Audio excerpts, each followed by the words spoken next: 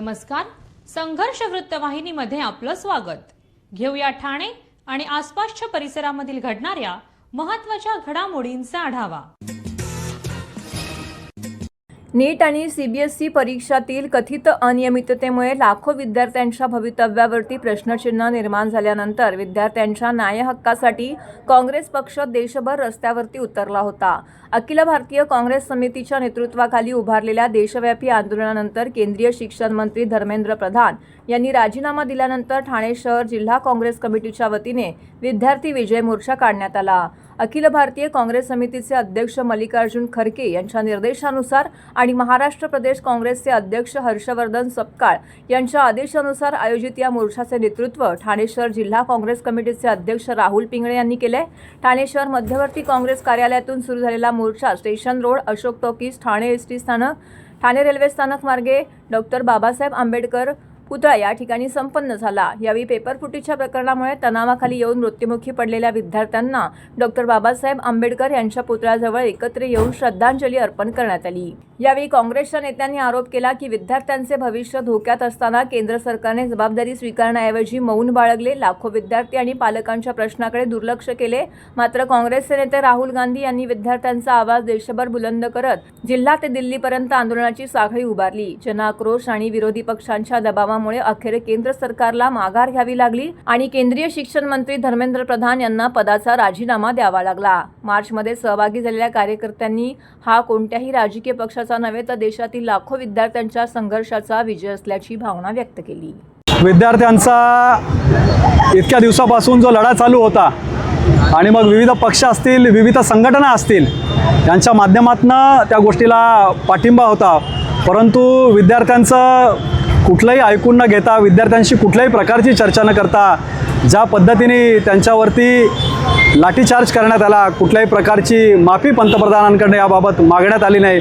परंतु सातत्याने संपूर्ण देशभरामध्ये असेल, महाराष्ट्रामध्ये असेल, प्रत्येक जिल्ह्यामध्ये असेल, अनेक सामाजिक संघटना असेल, या विद्यार्थ्यांच्या मागे ठामपणे उभी राहिल्या. तशाच प्रकारची भूमिका काँग्रेस पक्षाने पण घेतलेली होती. काँग्रेस पक्षाने छात्रों की गूंजच्या माध्यमातून राहुलजींनी 26 ते 27 जिल्ह्यांमध्ये पत्रकार परिषदा झाल्या आणि आंदोलनांच्या माध्यमातून याला पाठिंबा दिलेला होता. कुठे तरी या विद्यार्थ्यांच्या लढ्याला अंशतः या ठिकाणी यश आलेलं आहे आणि धर्मेंद्र प्रधान यांनी राजीनामा दिलेला आहे. परंतु विद्यार्थ्यांचा लढा यापुढे देखील चालू यासाठी राहील की इतर नरेंद्र मोदी यांनी केलेली चूक आहे. खरं तर हा राजीनामा यांनी आधीच घ्यायला पाहिजे होता. संसदेमध्ये चर्चा घडवायला पाहिजे होती किंवा जंतर मंतरमध्ये येऊन विद्यार्थ्यांबरोबर चर्चा घडायला त्या ठिकाणी पाहिजे होती. त्या जेणेकरून विद्यार्थ्यांनी प्रोटेस्ट केला नसता आणि हिंसक त्या पद्धतीने आंदोलन होऊन हिंसक पद्धतीने ज्या पद्धतीने विद्यार्थ्यांना गुराढोरांसारखं मारण्यात आलं, खरं तर त्या मारहाणी संदर्भातले सुद्धा नियम आहे, कशा पद्धतीने मारलं पाहिजे. मग त्याच्यामध्ये महिला असेल, विद्यार्थी असेल, काही बघितलं गेलं नाही. खरं तर या विद्यार्थ्यांवरती जे गुन्हे दाखल केलेले आहेत ते गुन्हे दाखल केले पाहिजे आणि धर्मेंद्र प्रधान यांचा राजीनामा घ्यायला जो उशीर झाला आहे याबाबत पंतप्रधानांनी माफी मागितली पाहिजे. कारण लक्षात घ्या, बीजेपीची करणी आणि कतरी याच्यामध्ये नेहमी फरक असतो. बीजेपीचे जे दुसरे खासदार आहेत, निशिकांत दुबे, जे काय सांगतात आता जी त्यांनी बाईट दिली त्याच्यामध्ये सांगतायत की विद्यार्थ्यांना आम्ही पासपोर्ट मिळवून देणार नाही. त्यांचं जे करिअर आहे त्यांच्या करिअरबाबत बोलत आहेत, त्यांच्या पालकांना धमकी देत आहेत. त्यामुळे नरेंद्र मोदींनी नुसता राजीनामा न घेता या विद्यार्थ्यांबाबतची स्पष्ट भूमिका या ठिकाणी तुम्ही मांडली पाहिजे. आणि हा जो विद्यार्थ्यांचा अंशतः विजय या ठिकाणी झालेला आहे, या ठिकाणी मोठ्या संख्येने विद्यार्थी यामध्ये सामील आहोत आणि आम्ही हा जो आहे तो विद्यार्थ्यांचा विजय मार्च आज या ठिकाणी काढत आहोत.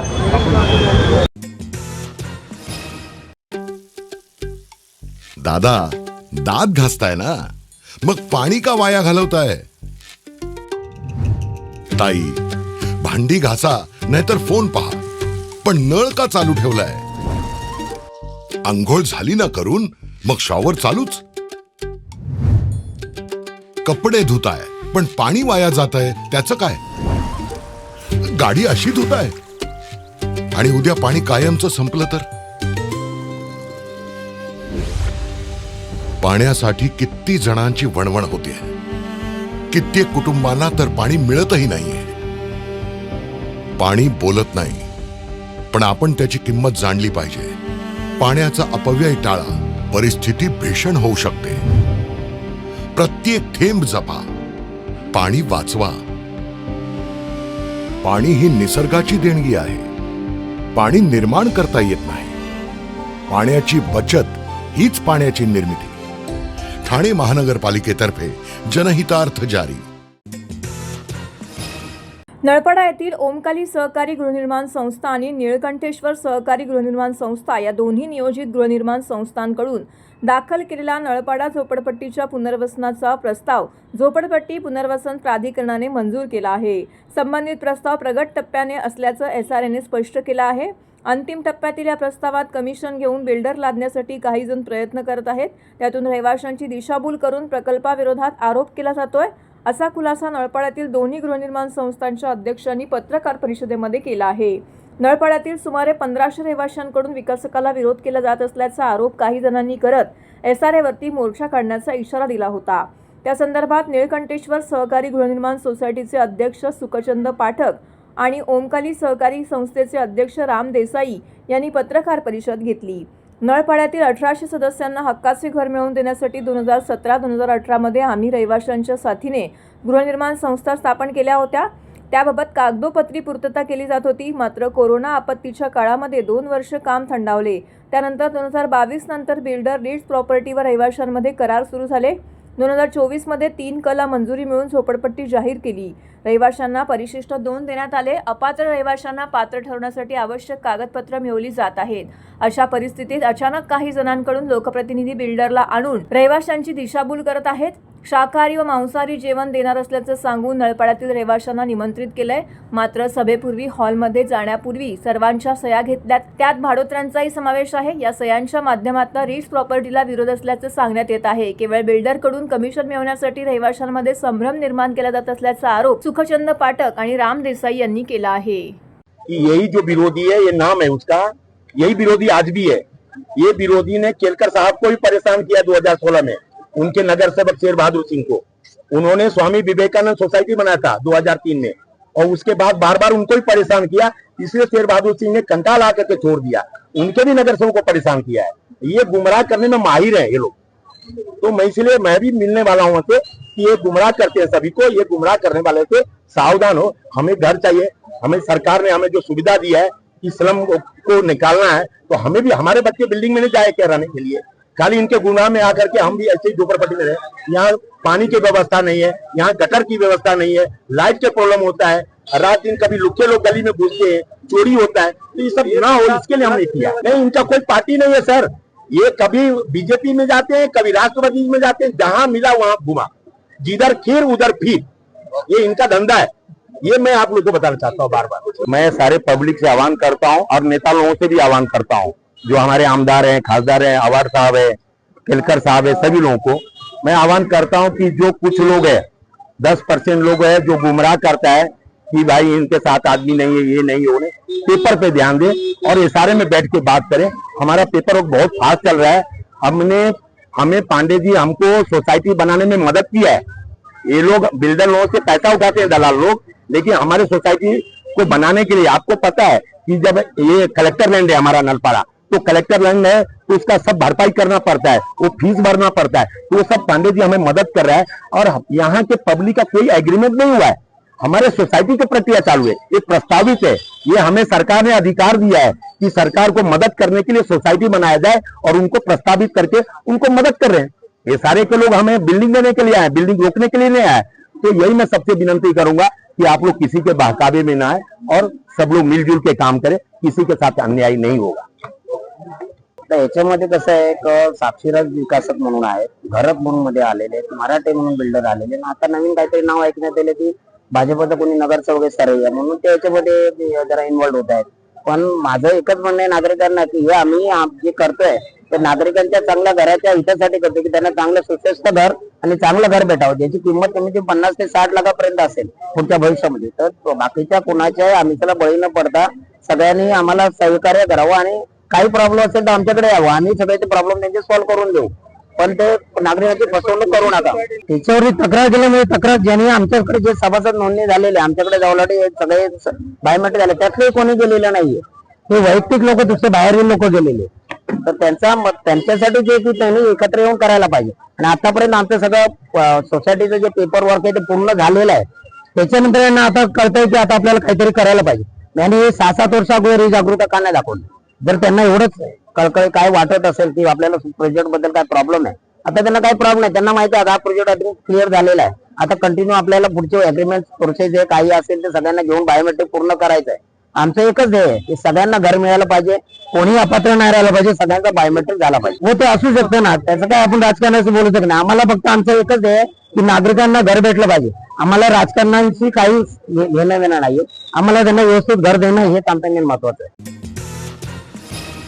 ठाणे महानगरपालिकेच्या लोकमान्य नगर सावरकर नगर प्रभाग समिती अंतर्गत प्रभाग क्रमांक 15 मधील इंदिरानगर येथील नागरिकांना पाण्याचा पुरेसा नियमित पुरवठा करण्यासाठी इंदिरानगर रूपादेवी पाडा येथे उभारण्यात आलेल्या नवीन संप व पंप हाऊसचं लोकार्पण उपमुख्यमंत्री एकनाथ शिंदे यांच्या हस्ते झाले. यावेळी विधान परिषदेचे उपसभापती सचिन अहिर, खासदार नरेश मस्के, आमदार रवींद्र फाटक, महापौर शर्मिला पिंपोळकर, सभागृह नेते हनुमंत जगदाळे, शिवसेना गटनेते पवन कदम, नगरसेविका एकता भोईर, स्थानिक नगरसेविका यज्ञा भोईर, सुरेश कांबळे, अनिता यादव, अमित सरैया, योगेश जानकर, प्रशांत जाधवर, माजी नगरसेवक व शिवसेना विभाग प्रमुख एकनाथ भोईर, अतिरिक्त आयुक्त संदीप माळवी, माजी परिवहन सभापती दशरथ यादव, युवासेना ठाणे लोकसभा उपाध्यक्ष यज्ञेश भोईर, युवा नेते युवराज भोईर, उपनगर अभियंता विनोद पवार, विकास ढोले, कार्यकारी अभियंता अतुल कुलकर्णी उपस्थित होते. यासाठी माजी नगरसेवक एकनाथ भोईर, नगरसेविका एकता भोईर, नगरसेविका यज्ञा भोईर यांनी सातत्यपूर्ण पाठपुरावा केला होता आणि त्यांच्याच पाठपुराव्यामुळे आजचा हा प्रकल्प उभा राहिला आहे. या प्रकल्पामुळे इंदिरानगर परिसरातील पाणीपुरवठा अधिक सक्षम, नियमित आणि सुरळीत होण्यास मदत होणार असून नागरिकांच्या दीर्घकालीन पाणी समस्या सुटण्यासाठी हा महत्त्वाचा टप्पा ठरणार आहे. इंदिरानगर येथील संप येथून 31 MLD आणि रूपादेवी पाडा येथील संप येथून 21 MLD अशा एकूण 52 MLD अतिरिक्त पाणीपुरवठा योजनांचं लोकार्पण करण्यात आलं असल्याचं उपमुख्यमंत्री एकनाथ शिंदे यांनी नमूद केलं आहे. या भागातील नागरिकांना दररोज पाणी मिळावे ही अनेक वर्षाची मागणी होती. या योजनेमुळे महिलांची, विद्यार्थ्यांची आणि नागरिकांची पाण्यासाठी होणारी दैनंदिन धावपळ मोठ्या प्रमाणामध्ये कमी होणार आहे. या प्रकल्पाचा लाभ इंदिरानगर, रूपादेवी पाडा, साठेनगर, हनुमान नगर, वाल्मिकी पाडा, श्रीनगर, किसन नगर, वारलीपाडा, रामनगर, जुना तलाव, कैलासनगर तसेच परिसरातील हजारो नागरिकांना होणार आहे. नागरिकांना नियमित व मुबलक पाणी पुरवठा करण्यासाठी पुढेही कटिबद्ध राहणार असल्याची उपमुख्यमंत्री एकनाथ शिंदे यांनी नमूद केले आहे. यावेळी माजी नगरसेवक, शिवसेना विभाग प्रमुख एकनाथ अनंत भोईर यांनी प्रसारमाध्यमांशी बोलताना अधिक माहिती दिली आहे. 8 वर्षाच्या प्रतीक्षेमध्ये खरं पाहायला गेलं तर मला स्वतःलाही खूप आनंद होतोय. आणि कारण मी 2017ला ज्यावेळेला निवडणुकीला सामोरे गेलो होतो त्यावेळेला मी सर्वसामान्य नागरिकांना शब्द दिला होता, माता भगिनींना शब्द दिला होता की पाणी आपल्याला वेळेवर येण्यासाठी मी जे काय प्रयत्न करायला पाहिजे ते कराय. आणि मी 2018ला त्याचा पाठपुरावा सुरू केला. परंतु मध्ये कोविड आला. या सगळ्या गोष्टीमुळे थोडासा उशीर झाला. परंतु उशीर का होईना पण चांगल्या प्रकारचा 30 लक्ष लिटरचा संप आम्ही तिथे बांधू शकलो. 1800 व्यासाची लाईनी पाण्याची जी आहे तीसुद्धा आम्ही आणू शकलो. आणि म्हणूनच आज वागळे स्टेटमधील आमच्या या परिसरातील लोकांना वेळेवर पाण्याची तक्रारी होत्या त्याचा याच्यातनं निवारण होणार आहे. पण त्यासाठी माननीय महाराष्ट्र राज्याचे उपमुख्यमंत्री आदरणीय एकनाथजी शिंदेसाहेब यांचा फार मोलाचा मला सहकार्य होता. आणि त्याचबरोबर ठाणे महानगरपालिकेमध्ये तत्कालीन महापौर मीनाक्षीताई शिंदे आहेत, आमचे तत्कालीन सभागृह नेते नरेश मस्के साहेब आहेत, आजचे खासदार, यांचाही त्यावेळेला मोठा मला आधार मिळाला. आणि त्यांना माझ्या पाठपुराव्याला हे देण्यासाठी त्यांनी मला मदत केली. त्यामुळे या सर्वांच्या मदतीमुळेच हे शक्य झालं. आणि त्यामुळे मी या माझ्या प्रभाग क्रमांक 15 आणि त्याचबरोबर वागळे स्टेटमधील इतर परिसरातसुद्धा जो काही पाणी आता वेळेवर मिळणार आहे ते मी ज्या अशक्य गोष्ट ती शक्य करू शकलो याचा मला समाधान आहे. नाही, नवीन पाण्याची टाकी झाली तर अजून पाण्याच्यामध्ये सुधारणा होईल. कारण स्टोरेज मी केला परंतु टाकी झाल्यानंतर परत ती हे करून लोकांना पाणी जो मिळण्याची मार्ग अजून एक सुकर होईल. आणि त्यामुळे साठा वाढेल. आणि त्यामुळे ती पाण्याची टाकीची मागणीसुद्धा माननीय काल एकनाथ शिंदेसाहेब यांनी उपमुख्यमंत्री एकनाथ शिंदेसाहेब यांनी ती मान्य केली. आणि विशेष करून त्यांनी मला काळ वेळ दिला, भरपूर टाईम ते त्या कार्यक्रमाला थांबले. ते महत्त्वाचा एक विषय मार्गी लागला. आणि त्याचबरोबर मी अजून 3 MLD पाणी, आता 52 MLD पाणी आपल्याकडे यायला सुरू होईल, परंतु अजूनही 3 MLD पाणी मी मागणी केलेली आहे, तीही देण्याचं त्यांनी कबूल केलेलं आहे. तर ती मला मिळाली तर आमच्या नागरिकांना कुठलाही पाण्याचा प्रश्न भेडसावणार नाही. पाणी आणि मंदिराचं पण तुम्ही सुशोभित मंदिर बांधणार आहे. नक्की. माता रूपादेवी ही ग्रामदेवता या परिसरातली आहे. त्या रूपादेवी पाडा नावच त्या माता रूपादेवीच्या नावाने पडलेलं आहे. आणि मग त्या ग्रामदेवताचं मंदिर का होऊ नये, त्या ठिकाणी आम्ही एक सुसज्ज असं उद्यान तयार करतो आहे. त्या उद्यानामध्ये ती ग्रामदेवतेचं मंदिर ऑलरेडी पौराणिक काळातलं मंदिर आहे आणि कुलस्वामिनी आहे तिचं मंदिरही त्या ठिकाणी त्याच्या निर्माण करण्याचं अवभाग्य हे मला मिळतं आहे. याचं मी सर्वात मोठं समाधान मला वाटतं आहे. आणि आता यापुढे काही गोष्टी ज्या प्रलंबित आहेत त्यासुद्धा माझी सूनबाई यज्ञेश भोईर ही सभागृहात आहे. ते प्रभाग क्रमांक 15च्या समस्या आहेत त्याचं निवारण करण्यासाठी तीसुद्धा जे लागेल ती मदत पुढे करणारच आहे आणि त्यामुळे तिचाही त्यामध्ये सहभाग असणार आहे. त्यामुळे याचा मला समाधान वाटतो का मी हे करू शकलो. या गुरुवर्य धर्मवीर आनंद दिघे साहेबांचा आशीर्वाद आणि एकनाथ शिंदे साहेबांच्या सहकार्यामुळेच हे शक्य झालं. लोकनेते स्वर्गीय अजितदादा पवार साहेब यांच्या जयंतीनिमित्त राष्ट्रवादी काँग्रेस पार्टी ठाणे शहर यांच्या वतीने राम गणेश गडकरी रंगायतन ठाणे येथे आयोजित करण्यात आलेला 10वी-12वी गुणवंत विद्यार्थी गौरव सोहळा मोठ्या उत्साहात आणि दिमाखात संपन्न झाला. राष्ट्रवादी काँग्रेस पार्टीचे प्रदेश सरचिटणीस तथा ठाणे शहर अध्यक्ष नजीब मुल्ला यांच्या मार्गदर्शनाखाली हा कार्यक्रम यशस्वीरित्या पार पडला. या कार्यक्रमाला राष्ट्रवादी काँग्रेस पार्टीचे महाराष्ट्र प्रदेश अध्यक्ष तथा खासदार सुनील तटकरे यांची प्रमुख उपस्थिती लाभली. तसेच जेनेरिक आधारचे संस्थापक मुख्य कार्यकारी अधिकारी अर्जुन देशपांडे यांनी विद्यार्थ्यांना करिअर, उद्योजकता, नवकल्पना आणि यशस्वी भविष्यासंदर्भात प्रेरणादायी मार्गदर्शन केले. या सोहळ्याला ठाणे शहरासह परिसरातील हजारो विद्यार्थी, पालक, शिक्षक आणि नागरिकांनी उत्स्फूर्त उपस्थिती लावत अभूतपूर्व असा प्रतिसाद दिला आहे. या सोहळ्यामध्ये 10वी-12वीतील गुणवंत विद्यार्थ्यांचा सन्मान करण्यात आलाय. विद्यार्थ्यांना प्रोत्साहन देण्यासाठी कार्यक्रमादरम्यान लकी ड्रॉचं आयोजन करण्यात आलं होतं. यामध्ये 8 लॅपटॉप, 16 टॅबलेट बक्षीस स्वरूपामध्ये वितरित करण्यात आलेले आहेत. तसेच कार्यक्रमात सहभागी झालेल्या प्रत्येक विद्यार्थ्याला प्रशस्तीपत्रक आणि भेटवस्तू प्रदान करण्यात आली आहे. प्रदान करते वक्त अगर आप भी मंच पर मौजूद रहे तो ज्यादा बेहतर होगा. तन्वी राकेश मोडसिंग आल्यात का? मगाशी हात वर केला होता की यांनी. तन्वी राकेश मोडसिंग. देवश्री महेंद्र मापराळकर या.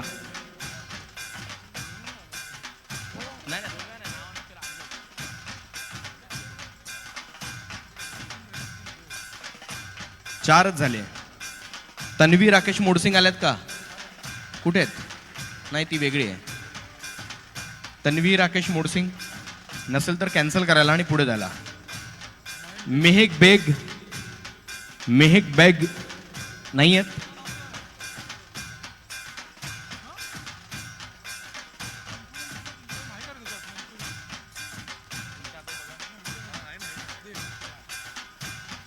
मंसूरी मोहम्मद इस्माइल नदीम आइए.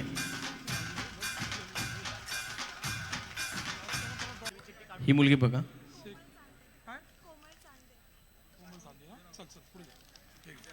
कोमल नरेश चांदे या.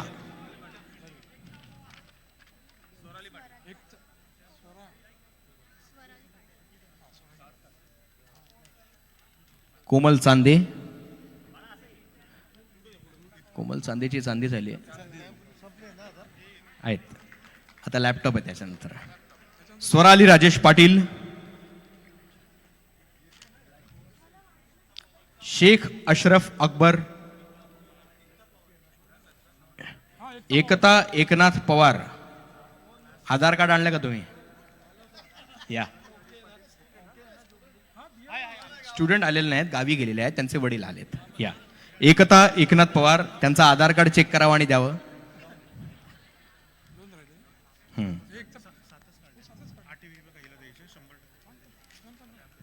शेख अशरफ अकबर, इनका नाम लिया था, उन्होंने हाथ भी दिखाया. सर ने यहाँ पे डिसीजन ले लिया. तटकरे साहेबांची सूचना आहे आणि अर्जुन शेट्टी सूचना आहे. तटकरे साहेबांची आणि अर्जुन सरांच्या सूचनेचा मान राखून नजीब मुल्लाजींनी हा डिसिजन घेतला की ज्या मुलीनं हे पारितोषिक पुन्हा एकदा देऊ केलं तिला आपण आपल्याकडून हे पारितोषिक देऊयात. कारण नावात थोडीशी गफलत झाली होती, पण तरीसुद्धा तिची ऐकण्यात चूक झाली, पण तिचा डिसरिस्पेक्ट करणं आपल्याला योग्य वाटत नाही. त्यामुळे आपण तिला हा सन्मान देणार आहोत आणि तो तिने स्वीकारावा अशी मी तिला विनंती करतो. या ठिकाणी आपल्या प्रत्येक कार्यकर्त्यांना विनंती आहे, जे व्हॉलंटियर्स आहेत त्यांच्या इथे बॉक्स ठेवलेले आहेत, ते बॉक्स कोणत्याही पक्षाचे का असेना त्यांचे डोळे पाणावले जातात. कारण दादांनी अवघ्या महाराष्ट्राला एक शिकवण शिकवली की देवानं दिलंय त्यातलं थोडंसं इतर. इसका कभी पेट नहीं भरता और जो बांट कर खाता है वो कभी भूखा नहीं रहता. पण किमान माणूस होऊन जगावा. आणि हीच शिकवण तुम्हा सगळ्यांना देऊ करणाऱ्या दादांचे अतिशय जिवलग ज्यांनी सुभाषनगर गांधीनगर येथील झोपडपट्टी पुनर्वसन योजना रखडविणाऱ्या विकासकाला नळपाडा येथील 1500 घरांच्या पुनर्वसनाचा प्रकल्प देण्याची प्रक्रिया SRAने सुरू केली आहे. या विरोधात स्थानिक रहिवाशांनी राष्ट्रवादी काँग्रेस शरदचंद्र पवार पक्षाचे राष्ट्रीय सरचिटणीस डॉक्टर जितेंद्र आव्हाड यांच्याकडे दाद मागितली होती. त्यानुसार डॉक्टर जितेंद्र आव्हाड, जिल्हाध्यक्ष मनोज प्रधान आणि राष्ट्रवादी युवक काँग्रेस शरदचंद्र पवार पक्षाचे प्रदेश सरचिटणीस उमेश अगरवाल यांनी रहिवाशांसह SRA कार्यालयावरती धडक दिली. यावेळी डॉक्टर जितेंद्र आव्हाड यांनी संबंधित अधिकाऱ्यांना चांगलेच फैलावर घेतले. या प्रसंगी सदर प्रकल्पात विकासक बदलण्याची कार्यवाही करण्यात येईल असं अधिकाऱ्यांनी स्पष्ट केलं आहे. नळपाडा येथील 1500 घरांचा पुनर्विकास करण्याची प्रक्रिया सुरू करण्यात आली आहे. त्यासाठी SRA अधिकाऱ्यांची रिट्स प्रॉपर्टी इंडिया या विकासकाला पुढे केला आहे. ही कंपनी महाकाली बिल्डर्सचा एक भाग आहे. या कंपनीला याआधी गांधीनगरमधील 2200 झोपडपट्टी धारकांनी सहमतीपत्र दिलं होतं. त्यानंतर 400 घरं पाडण्यात आली, मात्र त्यांना अद्याप भाडे अदा करण्यात आलेलं नाही. तसेच सुभाषनगर येथील SRA प्रकल्प 15 वर्ष रखडला आहे. आता गांधीनगर येथील उर्वरित 1800 झोपडपट्टी धारकांनी घरं रिकामी करण्यास नकार दिला आहे. आर्थिक डबघाईस आलेल्या महाकाली डेव्हलपर्स संचलित रिट्स प्रॉपर्टी इंडिया या कंपनीसाठी SRA अधिकारी पायगड्या का घालत आहेत असा सवाल करत रहिवाशांनी डॉक्टर जितेंद्र आव्हाड, मनोज प्रधान यांच्यासोबत SRA अधिकाऱ्यांची भेट घेतली. यावेळी विकासक बदलण्याची कार्यवाही करण्याबाबतचं आश्वासन देण्यात आलेलं आहे. असं आहे की तुम्ही माहोल बघताय, नळपाड्याचे 1500 घरं त्याच्यात आहेत आणि एक विकासकाला SRA LOI देतोय अशी चर्चा होती. त्याच्या विरोधात आव्हाड साहेब या ठिकाणी आले. लोकांचं म्हणणं असं आहे की ज्यांनी सुभाषनगर डेव्हलप करू नाही शकला, जो गांधीनगर डेव्हलप करू नाही शकला, तिथली लोक रस्त्यावर आहेत, तिथल्या लोकांना भाडं मिळत नाही. मग असं असताना आणखी नळपाड्याच्या 1500 लोकांना कुठे तो न्याय देऊ शकतो? आणि तरीही SRAचे अधिकारी हट्ट बांधून होते की त्याला कुठेतरी LOI मिळावा, म्हणून आव्हाड साहेब इकडे आलेले. आव्हाड साहेबांच्या याला मान देऊन अधिकाऱ्यांनी सांगितलं की आम्ही काय LOI देणार नाही आणि एक पत्र उमेश अगरवाल यांना उद्या देण्यात येईल. जी आज या ठिकाणी एका चालू दिवशी लोक आली त्याचं खरंच चीज झालं, कारण काय आव्हाड साहेब इकडे आले आणि कुठेतरी 13-2ची कारवाई सुरू होईल असं वाटतंय. 13-2 काय, विकासक बदलण्याची कारवाई सुरू होईल असं दिसतं. कसं आहे की सामान्य नागरिक जर त्रस्त झाला तर तो कोणाकडे जाणार? तर तो एका राजकीय पक्षाकडेच जाणार. आज जर त्यांना वाटत असेल की आव्हाड साहेबांच्या मध्यस्थीने त्यांच्या समस्या दूर होणार असतील तर ते नक्कीच जातील. आता असं आहे की इथे उपस्थित लोकांमध्ये कोण राष्ट्रवादीचं आहे, कोण काँग्रेसचं आहे, कोण शिवसेनेचं आहे, कोण उभाटाचं आहे, कोण भाजपचं असेल. आज नगरसेवक तर 4ही भाजपचं आहेत. तरी जर एवढी लोक जमतात आणि ते आव्हाड साहेबांकडे येतात तर घरापेक्षा महत्त्वाचं काय आहे त्यांच्यासाठी? पक्ष महत्त्वाचा नाही, लोकांच्या समस्या महत्त्वाच्या आहेत, घरं त्यांची महत्त्वाची आहेत. आणि आज त्यांनी घरं खाली करून दिली तर परत 15 वर्ष 20 वर्ष मरेपर्यंत घरं मिळतील की नाही असा एक त्यांच्यासमोर क्वेश्चन मार्क आहे. त्यामुळे विकासक जी झालेली चूक आहे ती सुधारायची वेळ आलेली आहे. आणि ज्या चुका सुभाषनगर आणि गांधीनगरच्या लोकांनी केल्या त्याच्यातनं नळपाड्यातल्या लोकांना ते बघून एक सुधारणा करायची त्यांना एक संधी मिळाली. त्याचाच एक भाग म्हणून आज आम्ही या ठिकाणी आलेलो. गेली एक महिन्यापासून आम्ही SRAला पत्रव्यवहार करतो आणि मागे गेल्या वर्षामध्ये म्हणजे 2025 ह्या लढ्याला 1 वर्ष आज कुठेतरी पूर्ण होतं आमचं. तर 1 वर्षापूर्वी माळवी साहेबांनीच माध्यमांसमोर बोललेलं की तुमचा जर विरोध आहे तर तुम्ही GBR घ्या. तर त्या गोष्टीला कुठेतरी पुढे जाऊन आम्ही इथे पत्रव्यवहार केला. आमची जेव्हा तयारी झाली GBR घ्यायची तेव्हा आम्ही GBRचं पत्र दिला. तर SRA कडनं आम्हाला पत्र असं आलं की आम्ही तुम्हाला प्राधिकृत अधिकारी त्या दिवशी उपलब्ध करू देऊ नाही शकत, तर तुम्ही तुमची सभा घेऊन आम्हाला त्याचं इतिवृत्त सादर करा आणि त्याचा व्हिडिओ सादर करा. ते आम्ही 15 जुलैला इथे इन्व्हाइट केला.